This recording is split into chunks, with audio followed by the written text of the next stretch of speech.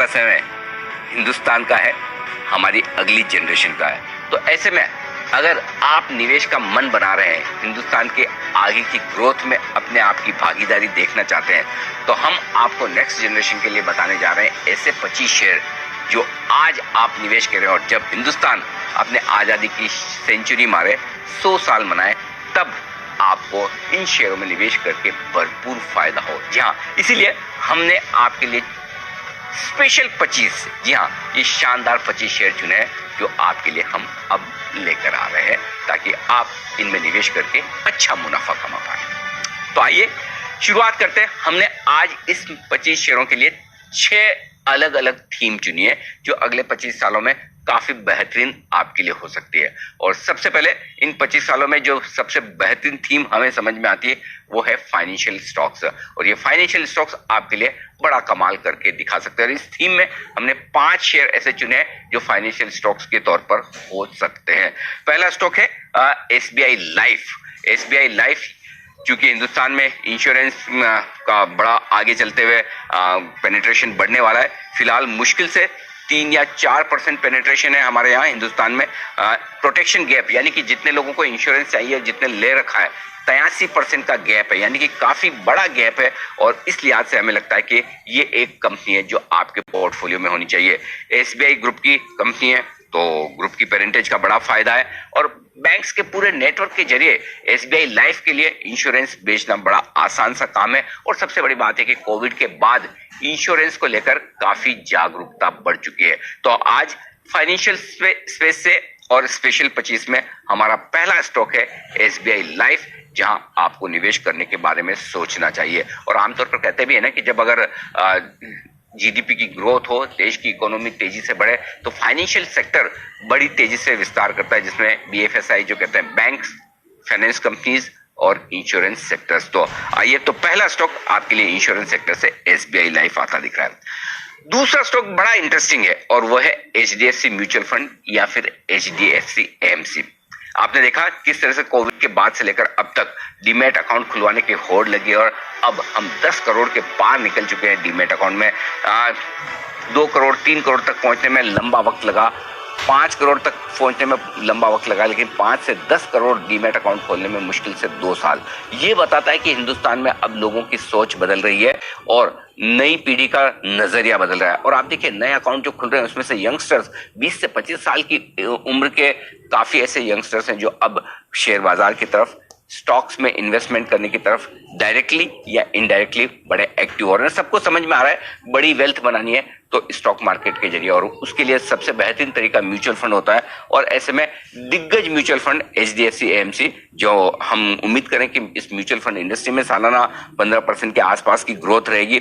Equity market के प्रति जो जागरूकता बढ़ रही है और आप भी देख रहे हैं हर महीने 15 से 20 हजार करोड़ के नए इनफ्लोज, नया पैसा इक्विटी मार्केट में म्यूचुअल फंड के जरिए आ रहा है, जिसकी पोजीशनिंग के लिए HDFC AMC एकदम पक्के तरीके पर बिल्कुल मजबूती से डटा हुआ है। SIP लगातार बढ़ रही है, रिटर्न रेशियो काफी मजबूत है और बाकी देशों के मुकाबले में म्यूचुअल फंड्स का पेनिट्रेशन हमारे यहाँ भी बेहद कम है। आप सोच सकते हैं 130 करोड़ हिंदुस्तानियों में से मुश्किल से 10 करोड़ डीमैट अकाउंट है। इससे आप अंदाजा लगा सकते हैं जहाँ डेवलप कंट्रीज में, अमेरिका जैसे देशों में 45 से 50% पैसा लोगों की सेविंग का इक्विटी में जाता है, मार्केट में जाता है, हमारे यहाँ मुश्किल से 3-4% भी नहीं। सो इस लिहाज से बड़ी ग्रोथ की संभावना है म्यूचुअल फंड इंडस्ट्री में अगले 25 सालों में आपके लिए बनती हुई नजर आएगी। तो ये दूसरा स्टॉक है।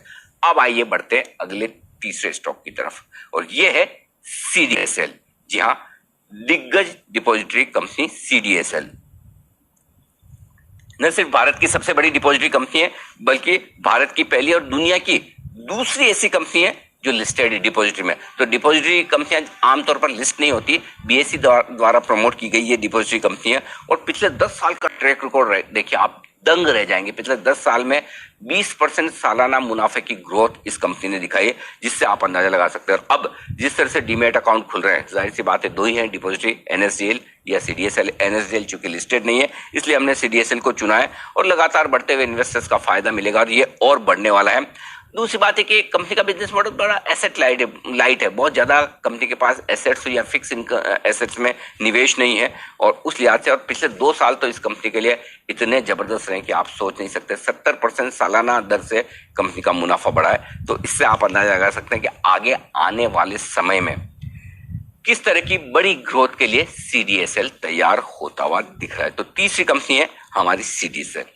अब आइए एक और बेहतरीन फाइनेंशियल सर्विसेज कंपनी आपके पोर्टफोलियो में रखने की हम राय देंगे। तो जो हम पोर्टफोलियो आपके लिए बना रहे हैं वो दोनों तरह के स्टॉक्स है, कुछ बड़े दिग्गज स्टॉक्स भी हैं, तो कुछ बेहतरीन मिड कैप्स भी है, और कुछ छोटे स्टॉक्स भी होंगे।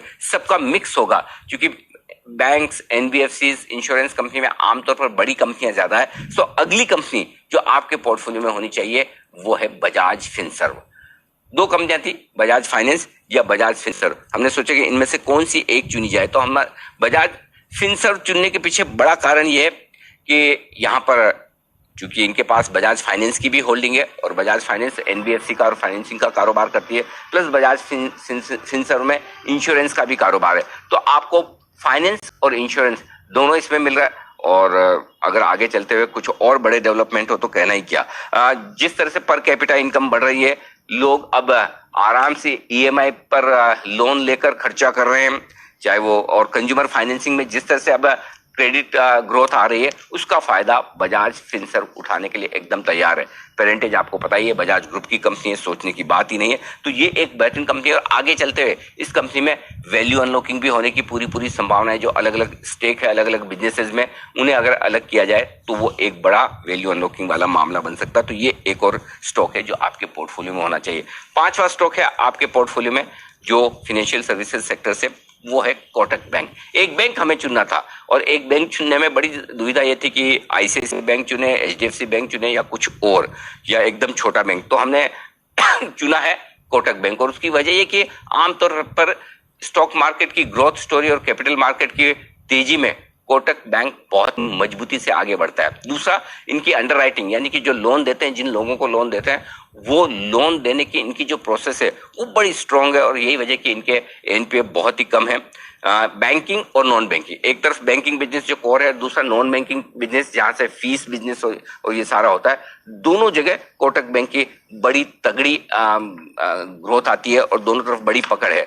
NBFC से बैंक में बदलने वाली ये पहली देश की कंपनी है, और डिजिटल बैंकिंग में भी बहुत ही बढ़िया है, रिस्क मैनेजमेंट के लिहाज से बहुत ही मजबूत। तो कोटक बैंक है हमारे बैंक्स में एक पहली पसंद, और रिटर्न्स के लिहाज से सबसे ज्यादा रिटर्न देने की ताकत रखता है। तो ये एक स्पेस है जहां से हमने 5 स्टॉक आपके लिए चुनी।